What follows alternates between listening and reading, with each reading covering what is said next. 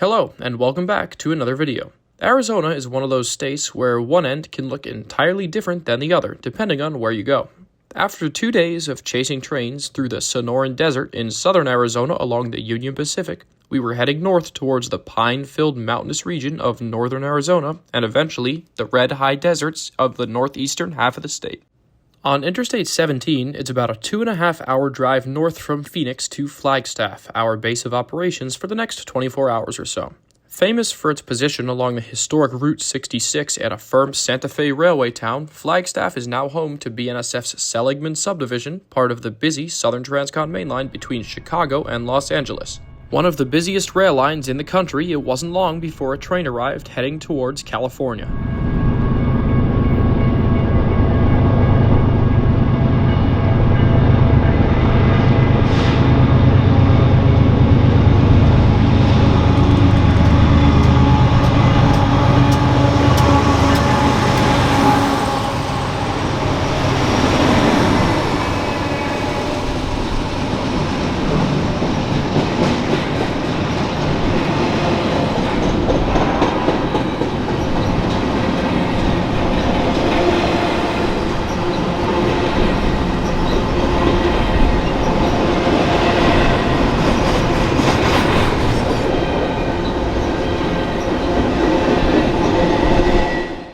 The Seligman Subdivision is quite a long stretch of railroad running for 294 miles from the high desert of Winslow, Arizona, west to Needles, California. Part of Santa Fe's historic Chicago to Los Angeles mainline and the route of the Super Chief, the Seligman Subdivision offers an incredible combination of frequent train movements, beautiful scenery, and steep grades to make it an incredible place to visit.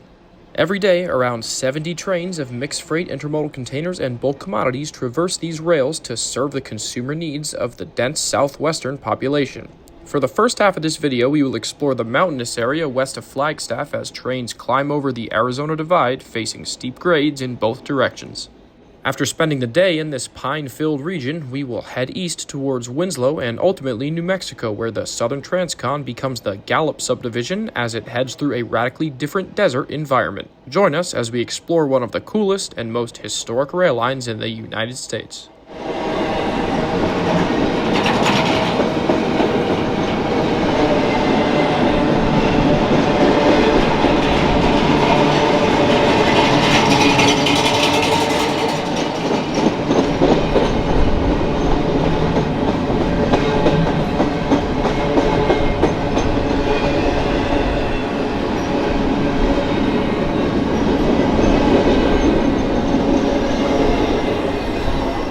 In just a few minutes, another stack train is rounding the curve heading west. Usually, a quiet no-horn zone track work downtown meant that 8212 had to disturb the peace a little bit more than usual this morning.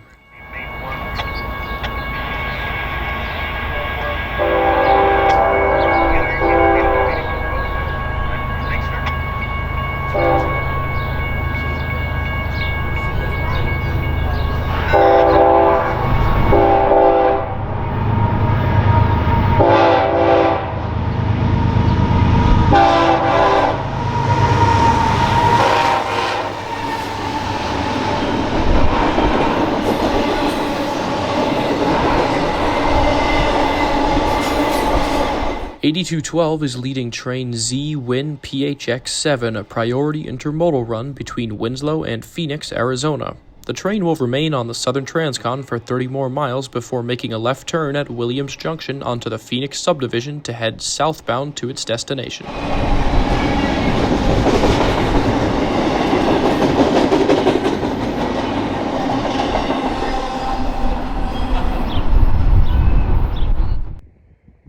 With the goal of the day being to explore the mountainous stretch of track between Flagstaff and Williams, that's what we set out to do. Just 4 miles west of Flagstaff, we are squarely in a pine forest, and westbound trains are in the middle of a 1.42% grade climbing to the highest point on the subdivision of 7,300 feet above sea level located at milepost 351.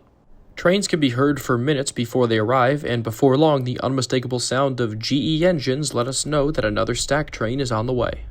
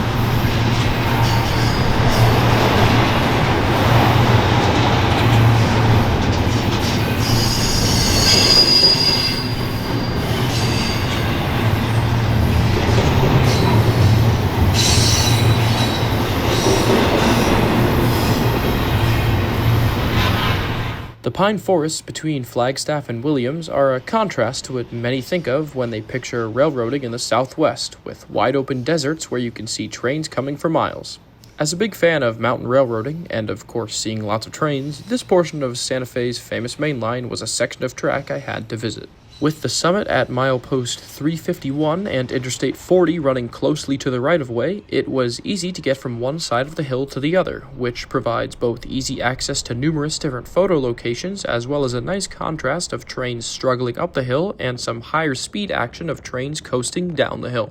With another westbound on the way, we made use of I-40 to head to the other side of the summit to Belmont, and in just a few minutes, more containers for LA came gliding through town.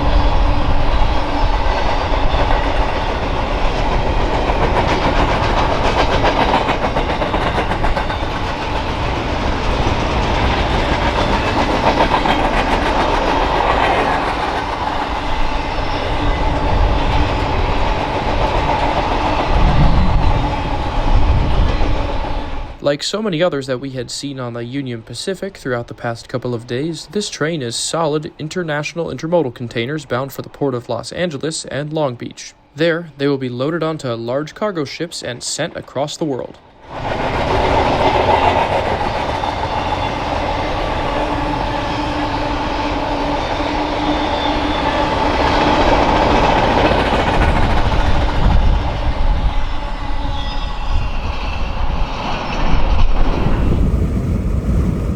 We continue our trek west through the mountains and in a few more minutes arrive at the control point known as Maine. A long straightaway with a roller coaster track profile defines this well-known spot on the southern Transcon, and soon a westbound Z train rolling overall downgrade but up a slight hill here thunders past.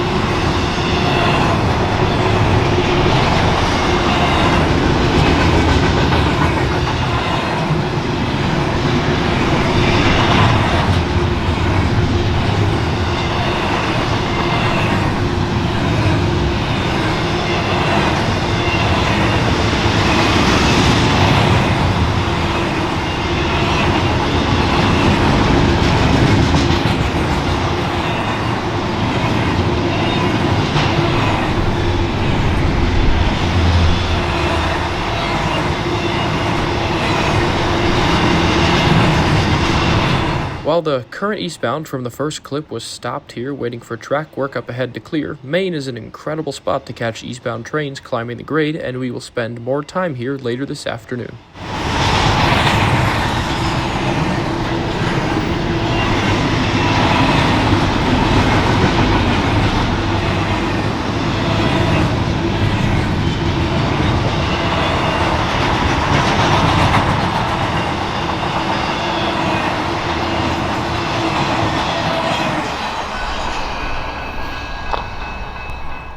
With a break in traffic for a little while, we took the opportunity to explore the town of Williams, Arizona. After some scenic dirt road driving, we arrived in the classic Route 66 town that still embodies its heritage in all facets of its appearance.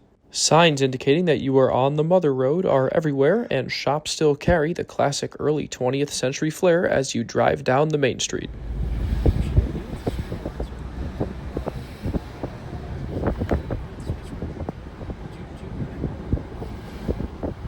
In terms of the town's railroad scene, the BNSF Phoenix Subdivision, which branches off of the Southern Transcon at Williams Junction a couple miles east of town, passes through, and the Grand Canyon Railway calls Williams home.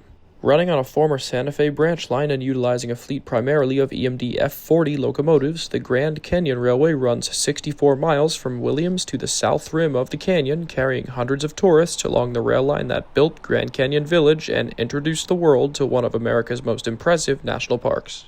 We didn't find anything moving on the tourist railway, so after exploring the downtown, it was back out to the main line as some isolated thunderstorms began to take shape in the early afternoon. East Williams, the location of the aforementioned junction with the Phoenix sub, was where we would set up next, and soon enough more containers were bearing down on us from the east.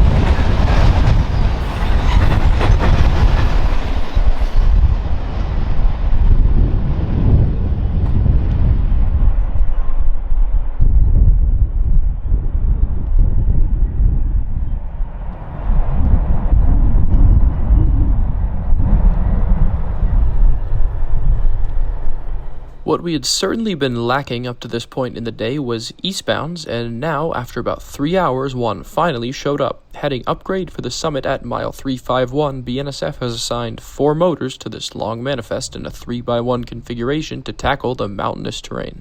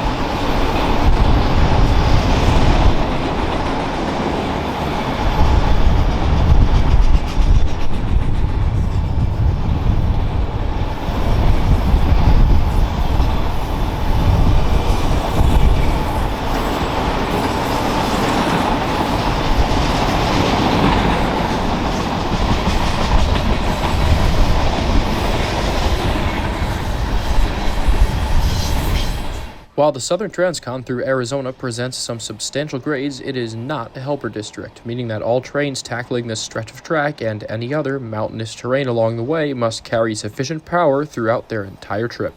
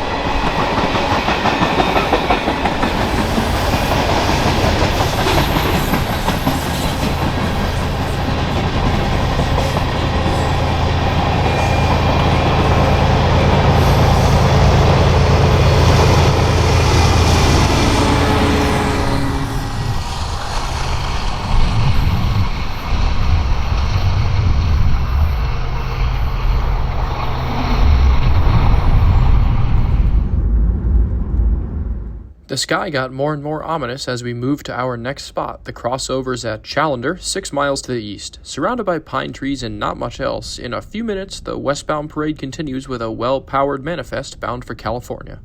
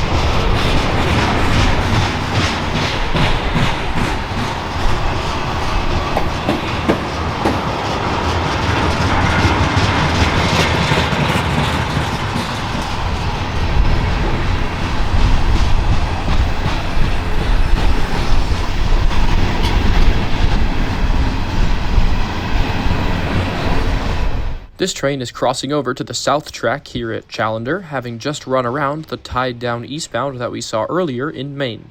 The crew on that train, which had stopped to await track work to clear up, had timed out, and now the train sat outlawed behind a second eastbound ahead of it.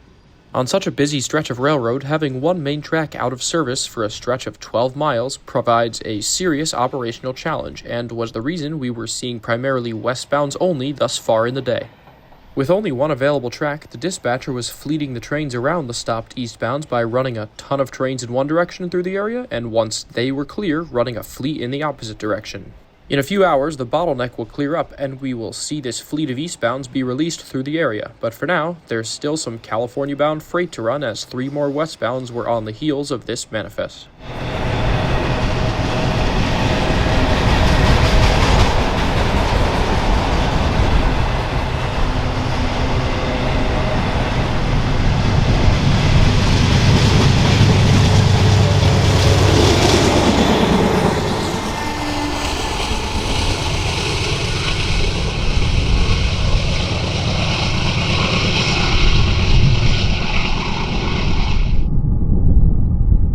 We move for a wider angle shot for the next westbound, which has a Norfolk Southern engine tagging along for the ride.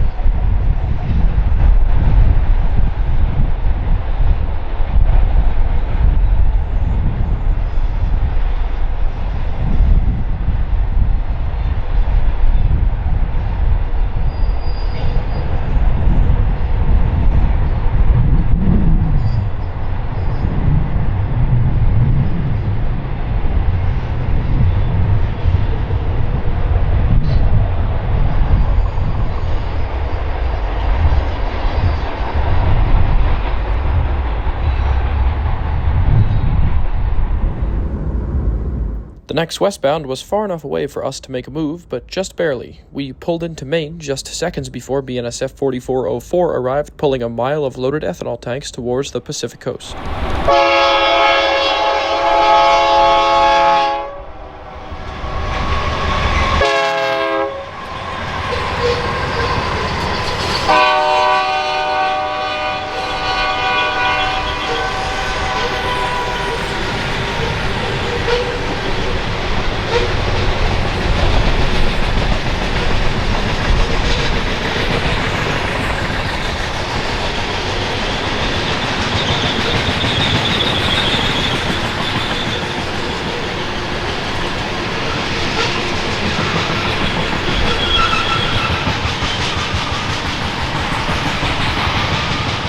To my point earlier about the Seligman subdivision not being a manned helper district, this heavy ethanol train had to be equipped with enough power to tackle all of the steep grades it would encounter along its trip, with 3 units up front and 3 more shoving on the rear as DPUs.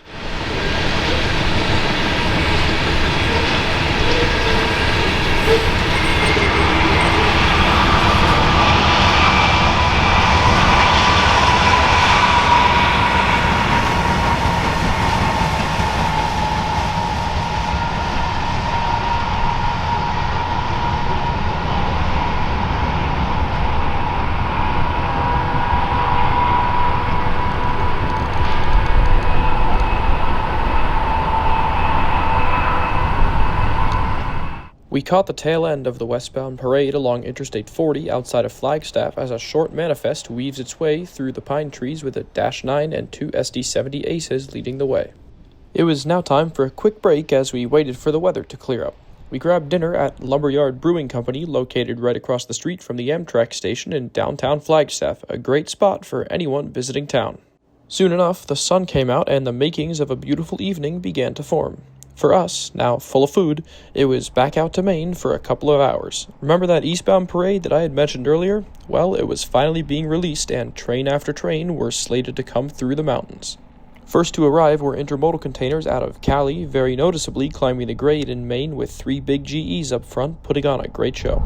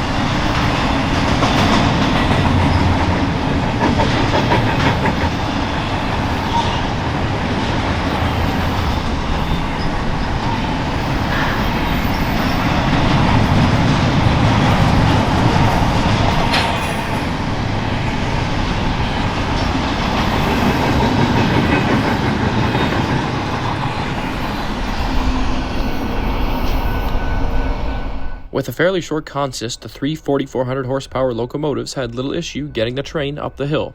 The following eastbound, however, was a much longer consist of dockside containers out of the port of Los Angeles, utilizing 5 engines to get it over the road with a bit more noise than the last train.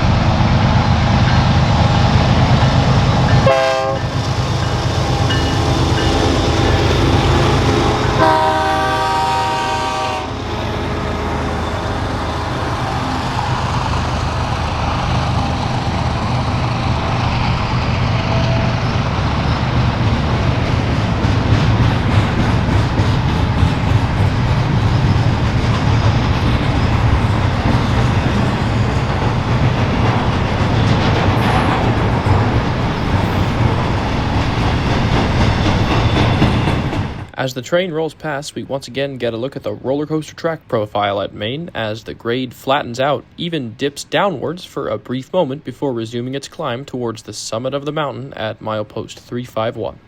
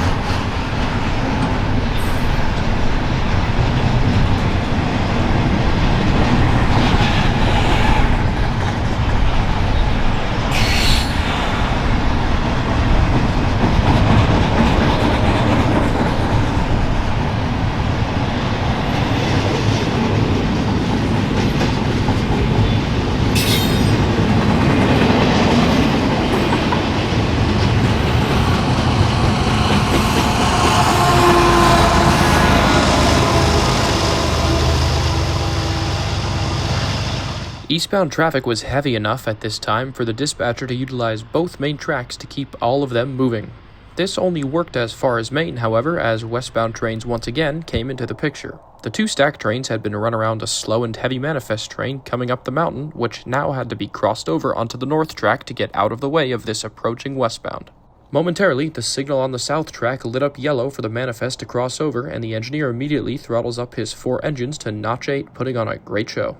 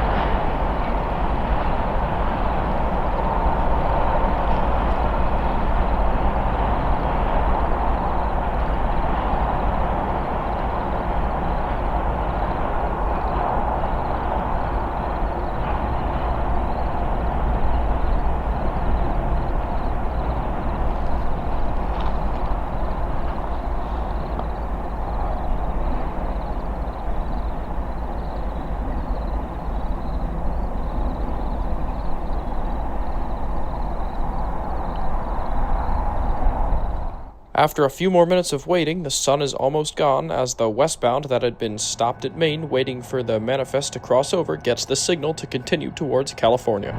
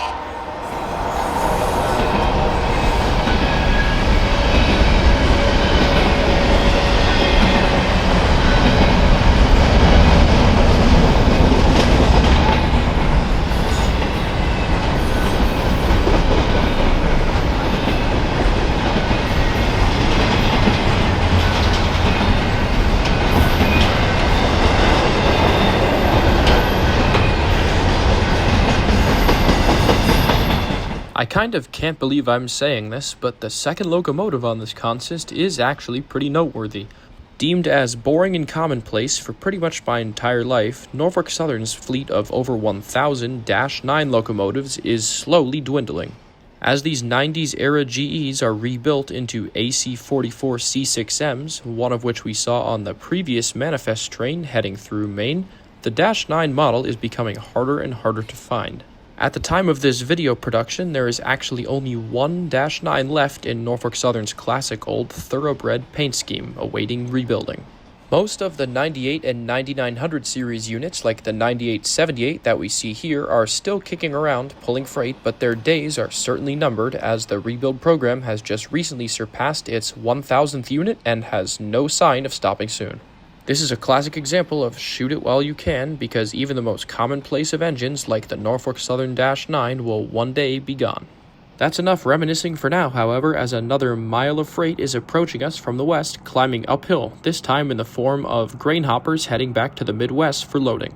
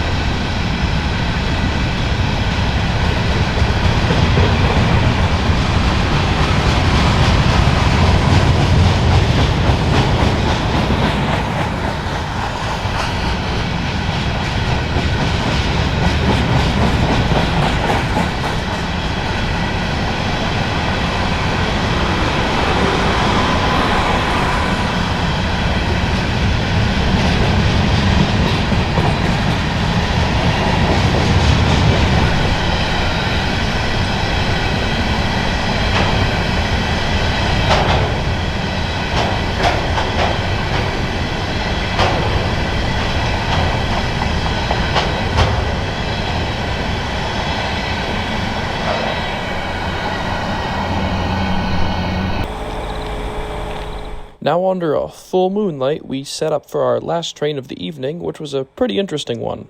Heading westbound, this hopper train was led by two Canadian national units, the leader being an EMD SD70M-2 and the trailing unit being a C44-9WL with a Canadian cab in CN's classic gold North America paint scheme. Additionally, serving as mid-train DPUs were another CN M-2 and two BNSF units.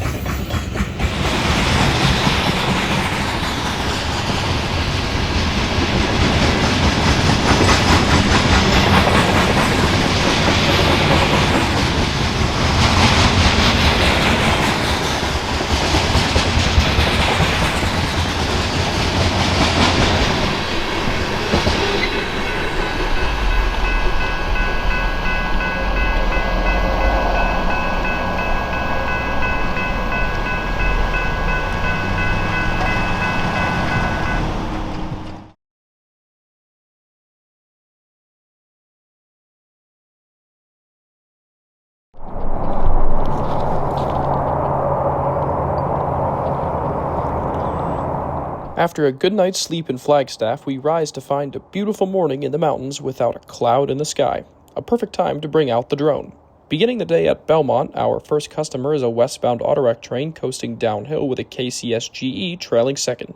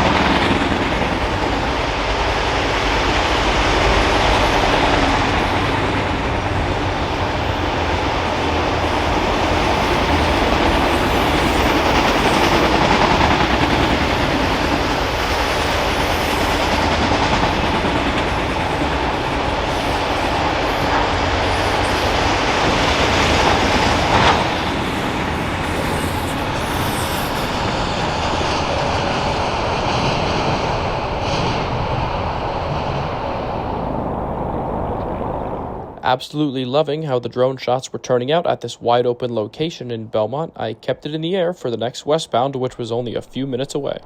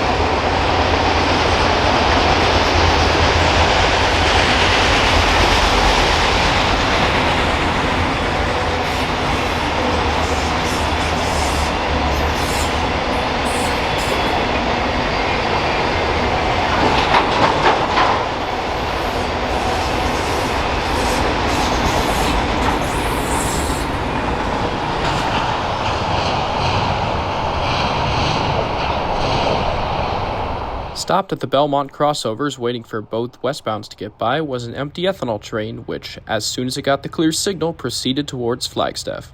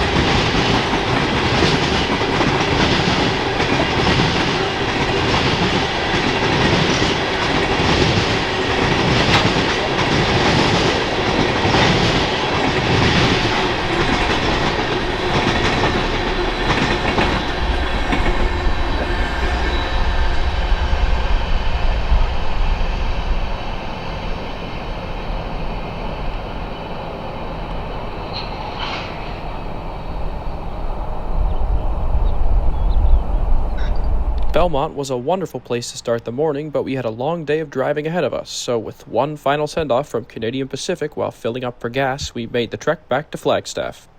Like dinner last night, breakfast was right across the street from the tracks, and soon enough a train arrived. This time it was an absolutely massive westbound dockside stack train with 7 total engines spread out across 12,000 feet of consist.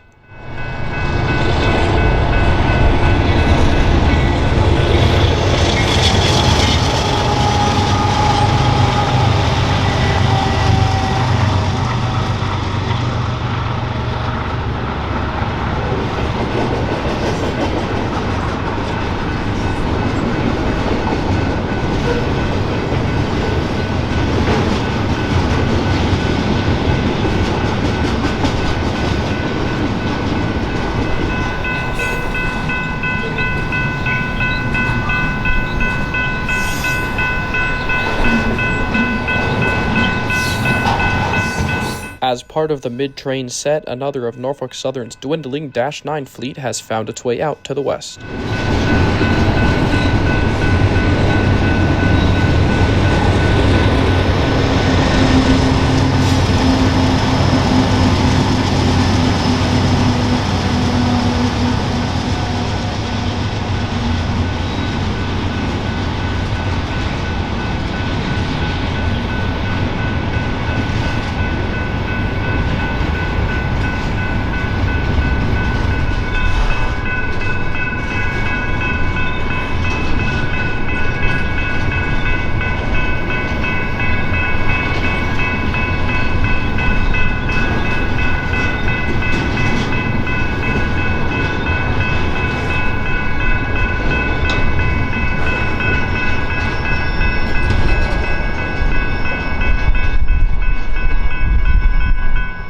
It was now time to bid farewell to the mountains around Flagstaff and push on east into an entirely different landscape. Less than 20 miles away, our first stop was Winona, where vegetation is already thinning and a westbound mixed freight is climbing the grade.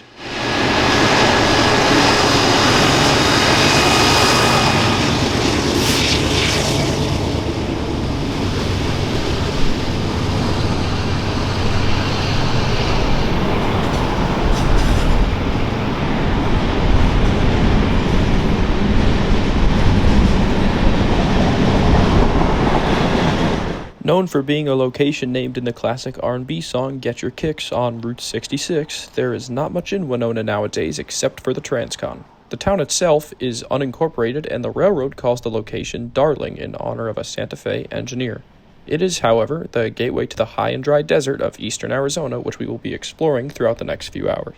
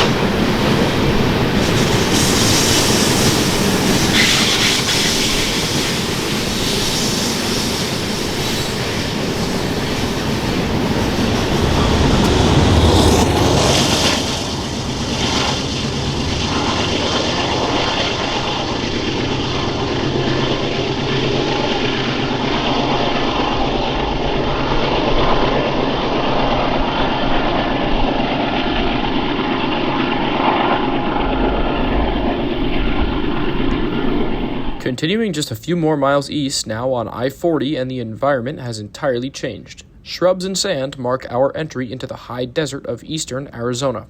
Aside from the towns along the interstate, formerly Route 66, there is not much out here, and the landscape brings an entirely different kind of beauty than the one we had just came from.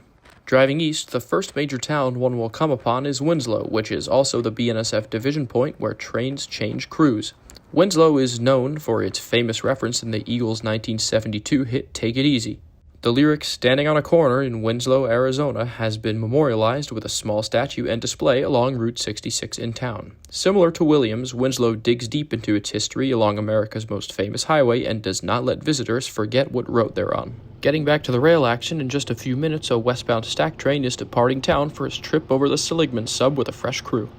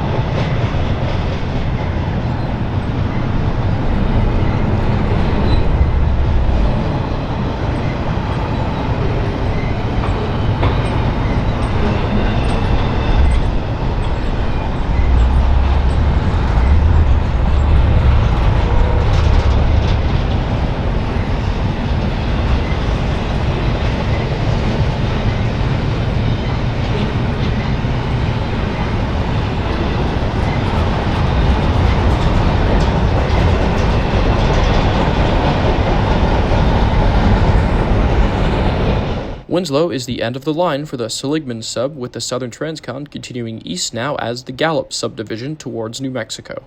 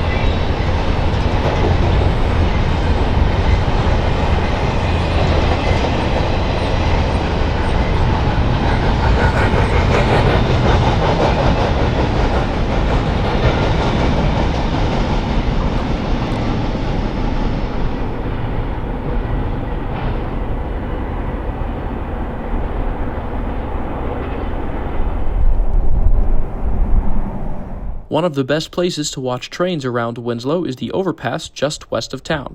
In one direction, you'll get a great view of the BNSF yard operations in town, and in the other, you can find a 10-mile-long straightaway.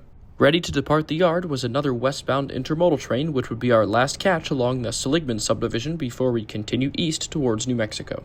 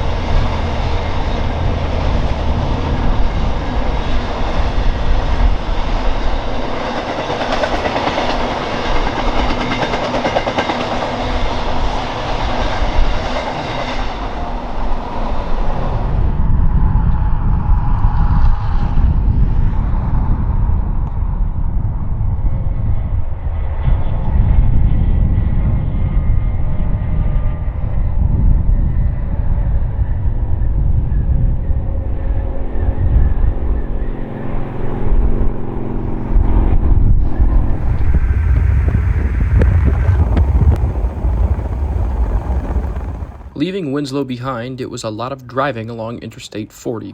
We encountered a couple of trains as we drove east, and after a little over an hour, decided to make a pit stop at Petrified Forest National Park.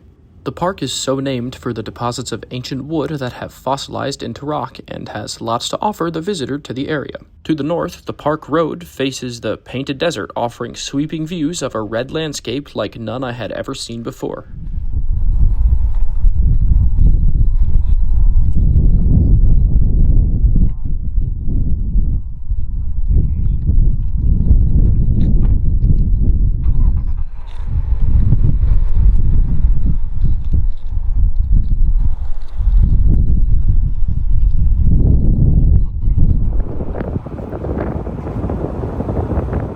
As you continue south along the park road, you will pass by some incredibly colored rock formations and have the opportunity to get out of your car for a hike to check out the crystallized wood formations up close.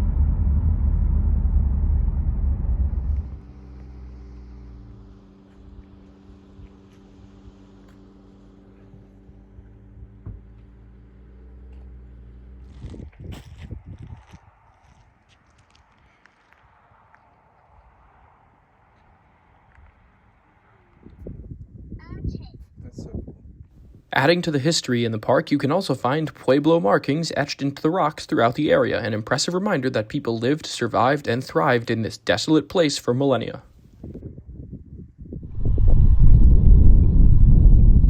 As you head back towards Interstate 40, the main road through the park crosses over the Southern Transcon. Stopped here while we were visiting was a westbound manifest with a primer-painted Ferromex AC 4400 rebuild trailing second. This train was tied down, but the action kept coming as an eastbound geometry car rolled through just a few minutes later.